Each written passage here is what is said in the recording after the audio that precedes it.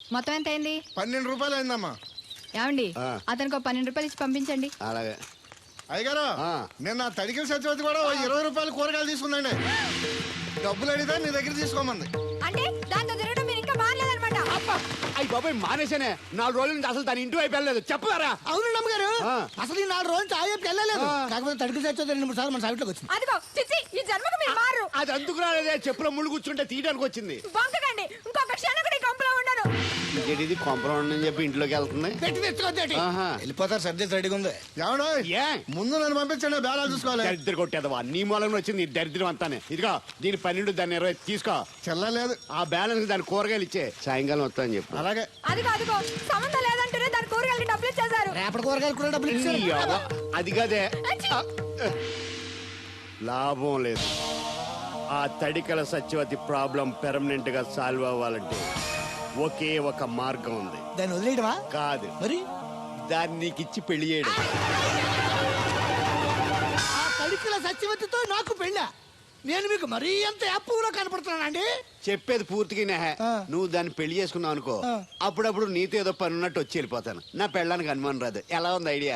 అది దారుణంగా ఉందండి. నేను జీవితాంతం బెమ్మసారిగానే ఉండిపోతాను కానీ ఆ తడికిల సత్యవతిని మాత్రం చేసుకోను. ఏ నీకు దానికన్నా గొప్ప సంబంధం వచ్చేద్దా? జస్ట్ క్యారెట్ పెడితే తప్పిస్తే దానికి ఏం తక్కువ? నేను కూర్చోబెట్టి పెంచు. తలుచుకుంటే ఏడిపోతుందండి బాబు.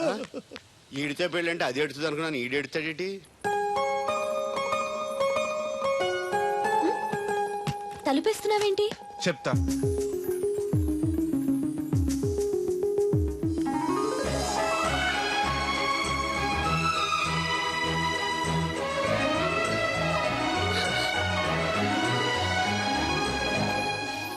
ఏంటి అలా చూస్తున్నావు?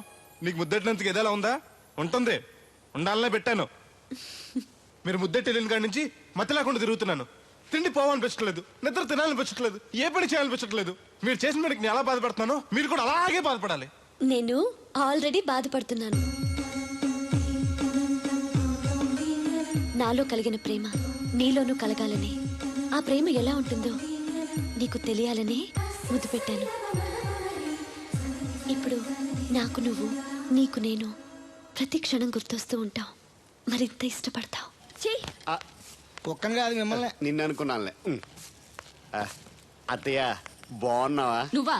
ఎందుకు వచ్చావు? కృష్ణవేణి తీసుకెళ్దామని. నేను రాను. అది కాదే, భోజనానికి చాలా ఇబ్బందిగా ఉంది. చెప్పారా? అవునండి. అవునే. ఆ తడికిల సత్యవతి ఊళ్ళో ఉంటే ఏ ఇబ్బంది ఉండదు కాదు. అది ఆ చెల్లి కూతురు పెద్ద మనిషి అని చెప్పి తోలేడెళ్ళింది. తొర్రెడు కదా మిత్తుపాడు. అదే అదే. అసలు నీకు బుద్ధి ఉందా? ఆ విషయం మీకు తెలిసి మళ్ళీ అడుగుతారండి. బావా బాగున్నావా? ఎందుకు రోజు నా చెల్లెల్ని ఏడిపిస్తున్నావు? నేను ఎక్కడ ఏడిపిస్తున్నాను బావా? అదే సంయమనం పాటించకుండా రోజు ఎడుతూ వచ్చేస్తుంది. చూడు, నువ్వు మరోసారి ఆ తడికల సత్యవతి ఇంటికి వెళ్ళినా, నా చెల్లెలు నా ఇంటికి వచ్చినా నేను నీ ఇంటికి రావాల్సి వస్తుంది. భోజనానికా బావా? బాధటానికి. నీ ఎందుకు లేవా? నీకు అసలేం ఎందుకు, నేను చూసుకుంటానులే. రావే. ఉండండి, పెట్టి తెచ్చుకుంటాను. ఎందుకంటే రేపు తడికిల సత్యవతి వచ్చేది కదా. వచ్చిదేవా నమ్మకం. దా దేవుడు, నీ ఒళ్ళో పడుకోనా? ఎందుకు? నిద్ర వస్తే ఇంటికి వెళ్ళిపోదాం. మొద్దు, నీకేం తెలీదు. ప్రేమించుకునే వాళ్ళు ఇలా గడ్డి పీకుంటూ గోళ్లు కొరుకుంటూ దూర దూరంగా కూర్చోరు. ఒకరి కౌగిల్లో ఒకరు అతుక్కుని ఉంటారు. కాలు షాపు. అవును, నాకు ఒక అనుమానం అవుతుంది. ఏంటి? ఇంతకు ముందు నువ్వు నన్ను ముట్టుకున్నా, నేను నన్ను పట్టుకున్నా, నాకేమీ అనిపించేది కాదు. ఇప్పుడేంటి అదోలా ఉంటుంది? అదే ప్రేమ.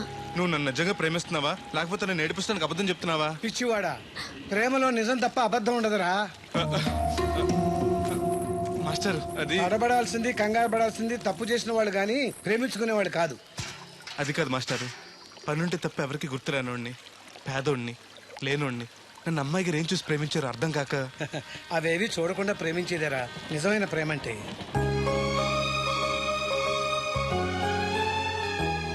ఇన్నాళ్ళు ఎలా బతుకుతాడో అనుకున్నాను.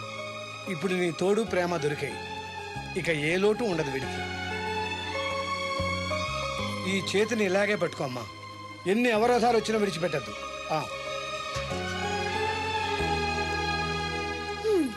మాస్టర్ చెప్పింది అర్థమైందా? ఎందుకు కాలేదు? నా చేతిని వదలకుండా గట్టిగా పట్టుకోమన్నారు. ఓరి నా బంకమట్టి, చేతిని పట్టుకోమంటే నన్ను కట్టుకోమని, అంటే పెళ్లి చేసుకోమని. అయితే అయ్యగారు చెప్పి వెంటనే చేసేసుకుందాం. అమ్మో, నాన్నకి చెప్తావా? ఒప్పుకోరేమో. ఎందుకు ఒప్పుకోరు? అయ్యగారికి నేనంటే ఇష్టం, నువ్వంటే మరీ ఇష్టం. నేను చెప్తే తప్పకుండా ఒప్పుకుంటారు. నేను ఒప్పుకోనండి, ఈ పెళ్లి జరగదా. ఇంతవరకు వచ్చా పెళ్లి జరగదంటే నా కూతురుగా ఏమవుద్ది? మీరే నాయం చెప్పండి అయ్యగారు. ఆ అమ్మాయిని కోడలుగా చేసుకోవడానికి నీకేంట్రా అభ్యంతరం? వాళ్ళు కుమ్మరోళ్ళు మేము సాకరోళ్ళు అండి, ఎట్టా చేసుకోమంటారండి? ఆ విషయం ఆ పిల్లతో తిరిగేటప్పుడు తెలీదా నీ కొడుక్కి? ఎక్కడండి బాబు, నాకు తెలియకుండానే ఈ నా కొడుకు సీక్రెట్ గా తిరిగేసాడండి. చూడండి అయ్యారు ఎలా మాట్లాడుతున్నాడా. నేను చెప్తానుగా, నువ్వు ఆగు. వాళ్ళు ఆగుతారు కానీ ముందు నా గొడవ చూడు. రేయ్, నీకేమైందిరా? ఘోరమైన అన్యాయం జరిగిపోయింది. ఆ కత్తరోడు పెళ్ళం కామేశ్వరు లేదు. ఆ. అది నా చేత 56 బిందులు నీళ్ళు ఇచ్చుకుని 54 నా అబద్ధం ఆడేస్తాను. దాన్ని అర్జెంట్ గా ఇక్కడికి పిలిపించి ఇంత గడ్డెట్టిన డబ్బులు నాకు ఇప్పించు. రేయ్, ₹100 పంచాయతీయా? ₹100 అంటే అంత తేలిగ్గా ఉంది నీకు. అది ఇస్తే ఆ తొండం కొండయ్యగాడు హోటల్లో ఎంత ఇడ్లీలు 2 ఎట్టి ఇంత సన్నపిండి చట్నీ వేస్తాడు. సాల ఎదురు అబ్బాయి అంటే ఇంకా ఎంత వేస్తాడు. ఇదిగో ఆ డబ్బులు నేను ఇస్తాను, వెళ్ళు. దాని డబ్బులు నువ్వివ్వడం ఏంటి? జనం ఏమనుకుంటారు? దానికి నీకు కనెక్షన్ ఉందనుకోరు. అసలే దాని మొగుడు కత్తర్లో ఉంటాడు. నువ్వు నోరు మూసుకో. ఆ. రేయ్, ఈ రోజుల్లో కూడా కులాలు మతాలు ఏంట్రా? ఇదిగో పిల్లలు ఇష్టపడ్డారు కాబట్టి బుద్ధిగా పెళ్లి చేసేయ్. కాదంటే నిన్ను కాదని లేచిపోయి పెళ్లి చేసుకుంటారు, పరువు పోద్ది. మా బాగా చెప్పారు అయ్యగారు. అయ్యగారు చెప్పినట్టు చెయ్యి. అలాగే రా బాబు. అయ్యగారు మీతో విషయం చెప్పాలి, ఒకసారి రండి. ఏంట్రా?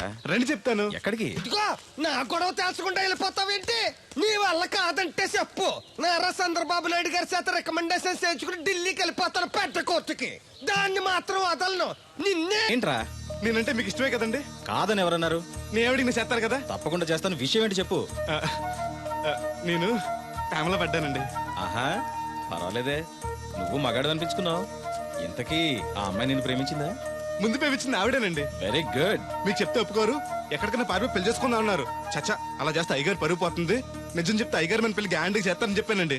తప్పకుండా చేస్తానురా. పెళ్లి ఖర్చులు మొత్తం నేనే పెట్టుకుంటాను. మీరు మనిషి కాదండి, ఈ వెంకటేశ్వర స్వామి. రే, ఏంట్రా ఇది? లే, ఇంతకీ ఆ అమ్మాయి ఎవరు? అమ్మాయి గారేనండి. ఎవరు? మన రాధమ్మ గారండి.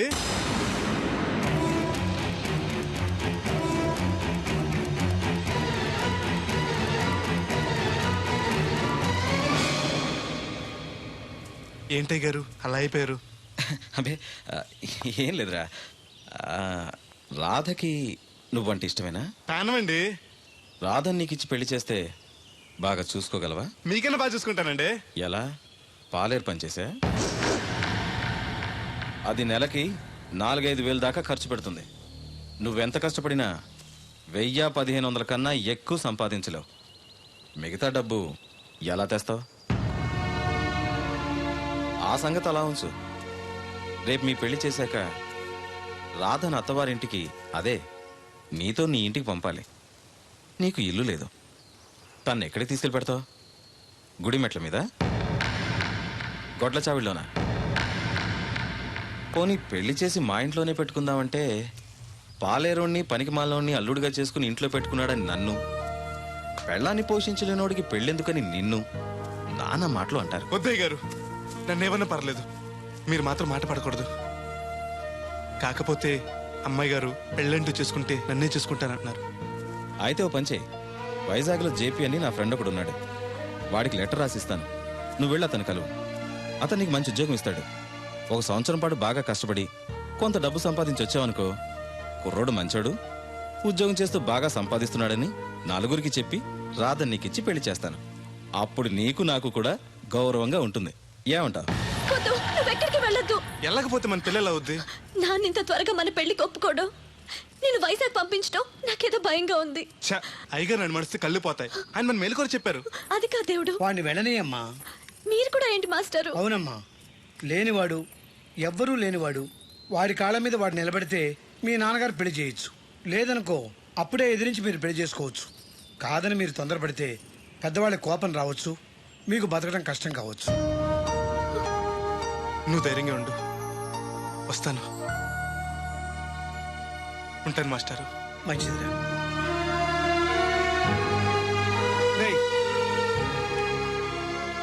ప్రేమించే అవకాశం అందరికీ వస్తుంది, గెలిపించుకునే అవకాశం కొందరికే వస్తుంది. అది నీకు వచ్చింది. ఎన్ని ఆటంకాలు ఎదురైనా సరే నీ ప్రేమలో గెలిచి తీరాలి. బయలుదేరు.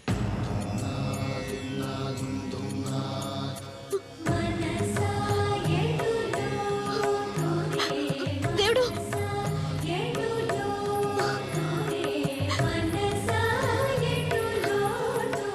నీకోసం ఎదురు చూస్తూ ఉంటాను. చిన్నప్పటి నుంచి నేను చూడకుండా ఒక్కరోజు కూడా ఉండలేదు. అస్తమాట గుర్తొస్తావు. అదే బాధగా ఉంది. నేను గుర్తొచ్చినప్పుడల్లా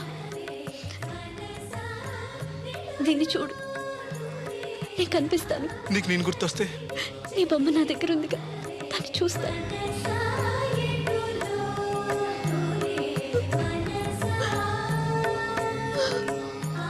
అబ్బాయి అబ్బాయి పట్నం వెళ్తున్నావంట కదా? అవును బాబాయ్. రామలక్ష్మి దగ్గర డబ్బులు వసూలు చేస్తాను. ఇగో. దేనికి? వచ్చేప్పుడు సైకిల్ తెమ్మంటావా? కాదా, వెళ్ళేది కొత్తూరు, అవసరానికి ఉంటాయి, నువ్వు ఉంచుకో. ఆహా, నా దగ్గర ఉన్నాయి బాబాయ్.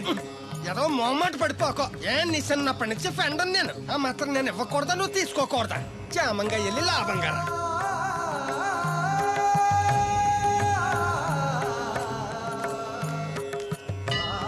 ఇదిగో వెంకటేశ్వర స్వామి, ఆడు నీ దగ్గర పెరిగాడు, అందుకే నిన్ను పిలిచినట్టే ఆయన అందరూ దేవుడు దేవుడు అంటారు. ఆడికి ఏ కట్టం రాకుండా నువ్వే చూసుకో. ఈడేంటి ఒట్టినే మొక్కెత్తనాడు అనుకుంటున్నావా? శనివారం శనివారం ఓ బింది డబ్బులు ఎట్టుకొచ్చి నీ ఉండిలో వేస్తాను. ఇదిగో బింది డబ్బులంటే పుసుక్కుని బింది నిండా డబ్బులు ఎట్టుకొచ్చేసేస్తాను అనుకున్నావు. ఓ బిందికొచ్చే పావలా వేస్తాను, గుర్తెట్టుకో. మళ్ళీ మిస్అండర్స్టాండింగ్స్ వస్తాయి.